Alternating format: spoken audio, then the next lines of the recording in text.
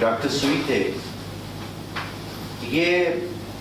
انہیں اس چیز کا کہیں سے علم ہوا کہ یہ کرسچن تھے کہ حضرت عیسیٰ علیہ السلام جب کوڑیوں کو یا مردوں کو یا کچھ بھی ان کے سامنے آتا تھا، جب اس پہ ہاتھ پھیرتے تھے تو وہ شخص کھڑا ہو جاتا تھا، بیماروں کو شفا ملتی تھی۔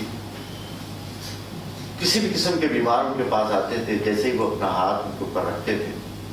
تو انہوں نے اپنے دل میں یہ سوچ لیا کہ کیا واقعی ہی ہاتھوں میں کوئی ایسی ریز ڈیولپ ہوتی ہیں، کوئی ایسی خارج ہوتی ہے جس سے وہ دوسرا شخص جو ہے وہ بیمار جو ہے وہ ٹھیک ہو جاتا ہے۔ تو یہ ایک پہاڑ پہ جا کے بیٹھ گئے جاپان میں، اور کافی عرصہ وہاں پہ گزارا انہوں نے۔ جب وہاں سے پہاڑ سے ایک دن واپس آ رہے تھے تو انہیں کچھ بچے ملے، کچھ لوگ ملے جو بیمار تھے، تو جیسے جیسے جس کے بھی ہاتھ پھیرتے تھے وہ بعد میں ٹھیک ہو جاتا تھا۔ تو انہوں نے کہا کہ یہ کون سی ایسی قوت ہے جو میرے پاس آ گئی ہے؟ تو یہ پھر انہوں نے ان کے پاس شہر کے لوگ آنا شروع ہو گئے، پھر قصبوں کے اور دنیا کے بہت سے لوگ اس کے پاس آنا شروع ہو گئے اور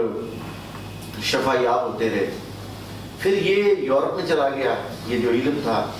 کیونکہ جب کوئی بھی علم یورپ میں جاتا ہے تو پھر اس کو سائنٹیفک طریقے سے وہ لیتے ہیں، ان کی خوبی یہ ہے۔ آج ہمارے پاس جتنے بھی علوم ہیں جن کا میں ذکر کرتا رہتا ہوں، سلوا میتھڈ ہے، NLP ہے، یہ سارے کے سارے ہمارے علوم ہیں، یعنی مشرق کے علوم ہیں۔ لیکن ایٹ دا اینڈ کیا ہوا کہ ان لوگوں نے اس کو بڑا سائنٹیفک طریقے سے لیا، اس کے اندر جو ہے ٹولز اپریٹس ڈال دیے، اور آج جو ہے دنیا کے مہنگے ترین جو ہیں وہ وہاں سے ٹرینر بن کے آ رہے ہیں اور لوگ سیکھ رہے ہیں ان سے۔ تو